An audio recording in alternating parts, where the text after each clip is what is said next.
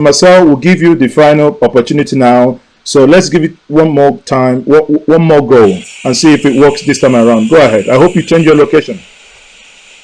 Okay, thank you so much. I've started to shut down my video, so I'll go without the video. So what I basically did was the comparison between Pakistan and Nigeria, and there's a huge difference. I would like to summarize the data. Within 1 week, based on what Nigeria has reported, between April 18 to April 17, Nigeria was only able to do 2,100 and something tests, while within that same period, Pakistan did over 50,000 tests. So these are countries that almost have the same GDP, the same population, virtually everything in terms of World Bank calculation. So there's a problem within our testing facility, which I think Nigeria really need to look into. Now, I also went around to look at what is the actual cost of testing. And if you look on my screen, this is what I got from Forbes. The serology test costs between $10 to $20. And what they basically did in the UK is that people can actually go and order for the test kits with around this price. When you order for the test kit, you can take the swab yourself and put it in the tube and seal it and return it through a mail. And then after that, within 5 to 10 days, you'll be able to get your results. So they basically did that in order to increase the number of tests they can do. So that means that citizens that can afford to do this test on their own would be allowed to do it. But what we have in Nigeria is that once the CDC doesn't come to you, nothing happens. So maybe we need to think of changing our approach to testing within the country. So let me talk in terms of the economy. Which way for the economy, and how do we quantify the loss that we're having at the shutdown? Now, there is what they call statistical cost of life. You know, if you Google it, statistical cost of life, it tends to put a price on a citizen based on the country. In the US, the statistical value of life is around $10 million per US citizen. So you understand why the US is ready to send their marine to any country to rescue their citizen. I try to do an analysis of the statistical cost of life in Nigeria. Based on the data that's available, I'm getting around between $5 million to $6 million, and that's extremely high. I mean, Million my life dollars. was $5 million. There's no reason why Nigerian government should allow Boko Haram to just snuff me out like that. But based on the data available, I can still share this data. So if the statistical cost of life of an average Nigerian is, say, let's say to be conservative, $4 million, if you multiply it across the number of expected deaths, you know, based on my graph, I did a fatality rate, and I was able to extrapolate that within this time we could have this level of deaths. And then if you multiply it by the statistical cost of life, you begin to see how much that will cost us against the cost of locking down the economy. So there has to be a balance between these two. Now, the question again is, let's assume we're able to get through this. I am one of those that actually had made a case for a lockdown, but in a managed way. I mean, you could do a kind of a community lockdown, but then for you to do that, there has to be massive testing. Those people that have been tested and those that haven't tested, people should be able to know their status. Now, in terms of activating the economy, let's assume we go through this, the economy comes down, or how do you activate the economy? I'm seeing a lot of options. One is the share the money syndrome of the Nigerian government. They're giving out palliatives, and you begin to ask, who are those that are getting these palliatives? No data, nothing. Then the other thing that has been proposed is to give tax incentives to companies and individuals. So as a government employee, you have been paying tax over the years, and this is one of the most difficult times. And government can say, okay, I am giving you back as part of the tax you have paid over 1 year. I'm giving you some part of that for you to take care of that. And then the other option is to allow low interest loan for Nigerians. Now, the most important thing in reactivating the economy is allowing money to flow. Allowing money to flow. And how can you allow money to flow? Is it by dashing money out? No, because the money you dash out goes into a debit in a particular account that you have to pay someday.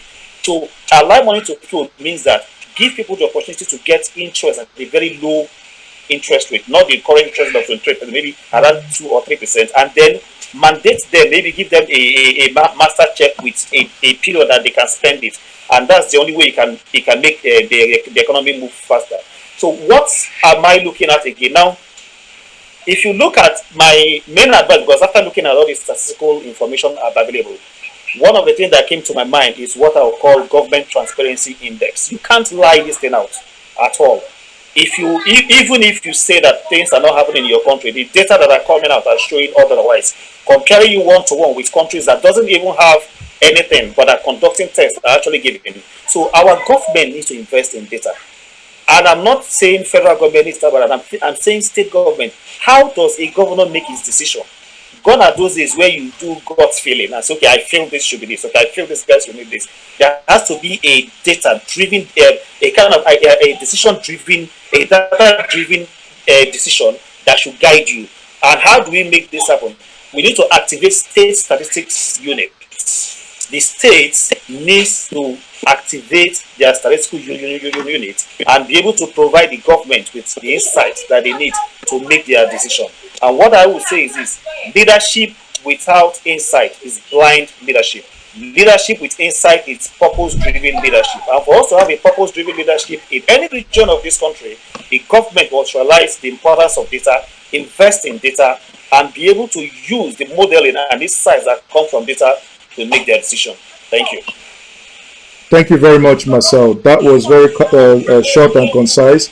Now, while you were saying something about how much it costs to do a normal test, that is $175. Sorry, £175. Now, calculating that to what pound stands today with Aboki FX, it comes out at 87,500 naira per test, whether you're negative or positive. Now, the question is it something that, because are we going to keep on holding on to the government, or is that something that people can, the citizens can do? If the United Kingdom is doing it, if you have the money and you think you have COVID and you can afford it, you can order the test kit and do the test kit yourself. Do we think it's something the government in the country can somehow probably engage on? I can see here that Dan Elumba has his hands up. I'll let you ask your question.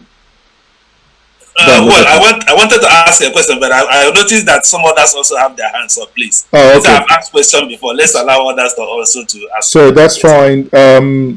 I'm not seeing any hand. Hold on. I see Ume Clinton. Ezudo. Okay, hold on. Who? Ume Clinton has his hands up. Ezudo has a hands up. Hold on. Clinton. Ejo has the hands up. No. Okay. So now I'm going to Ume Clinton. Please, can you go ahead? You are now on mute. All right. Yes. I think my question is this: so on the issue of statistics, according to our constitution, census is on the exclusive list. So I want to know: is there anything that the state governors can, going by what we have, it will be practically possible for them to conduct a census? That's my question. Honestly, I'm just struggling here to understand the link between the census and the testing. So I think there is a nexus. Am I on? Yes, you're on. Yeah, there is a nexus because every speaker here, from Chief Kidoka to Marcel, have highlighted the importance of data. And I think, let's hear from them. What do they think about, can state governors conduct a census to enable them plan? Because Marcel said without planning, without data, you can't plan. Chief Kidoka said we need to know how many are dying, how many are being born to plan. So I see a nexus between that question and the... Okay, so Osita Chidoka is raising his hands now. It's like he wants to take out the question. So, you see, the problem in Nigeria is our fixation with titles and names. The word census means enumeration. So, there is a national census, which no state can conduct. But there's also a state census, which a state can conduct. The Nigerian 1999 constitution gave a lot of powers to states. It's just that the state governments are like those house dogs. After you've kept them in the house for so long, when you release them to go to the wild, they keep coming back to the house. So that's the problem. A state can enumerate its citizens. In fact, a state need to know its citizens.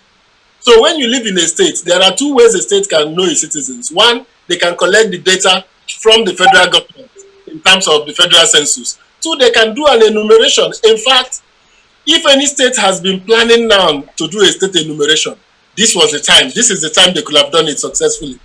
Because all that is required today is a mixture of both physical enumeration and online enumeration. Those who have phones can fill the forms online, the educated ones. The uneducated ones, in every community, we can appoint the President General of that community, in the case of Anambra, or local government, any local government thing, to be able to bring up what I will call enumeration points. So what is happening is that no state, no country, no government, no entity can survive without data. We need a situation where every state in Nigeria can tell you. I asked a governor once, how many approvals have your development control department given for new buildings? He doesn't know. Nobody knows who gives approvals for new buildings. Our city planning, one of the things about the 1999 Constitution, urban planning is not in the exclusive and in the concurrent list. It is residual. No federal government is required for you to do urban planning. The federal government cannot participate in urban planning. Yet, no state in Nigeria have planned a new city from scratch. All the cities we have were the ones the colonial masters did for us. And if you notice where the colonial masters planned and where our subsequent cities developed to, you will see the planlessness that followed afterwards. So I think it is critical that we go back to the issue of what I call state enumeration, state census. You can conduct one in your state. You can enumerate your households. There is nothing debarring any government from doing that. Thank you. Thank you very much. So I think, Marcel, that question appeared to have been also directed to you. You've raised your hand, so you go ahead and make a contribution. What I want to say is that hold on. Data is. Go ahead. Sorry, quick, just 30 seconds. Data is everywhere. Let us not overflow this thing. Data is everywhere. Is for you to set out the mechanism to be able to capture this data. Okay. So let me take my village for instance. If you give me a template, I can give you all the names of my kinsmen and extrapolate it to their siblings, how many kids they have and all that. And people can aggregate these things from the different villages to the local government, from local government, and pass it on to the state.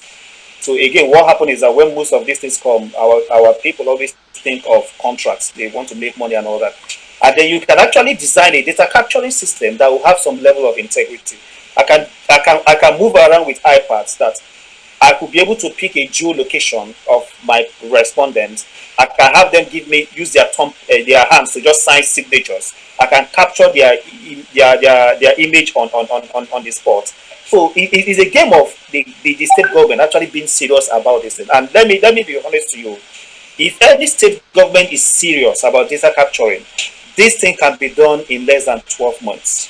So that simply means that within a particular tenure of 4 years, any state government that really gets its ass together, map his things within local governments and the regions, can capture data and have a consolidated data that he can use for decisions. Because again, when we are talking about this data, it's not for the citizens, it's actually for you to make the right decisions. That is the bottom line. And I don't know how you make decisions without having data, without having insight. Based on what? Okay, so thank you very much. So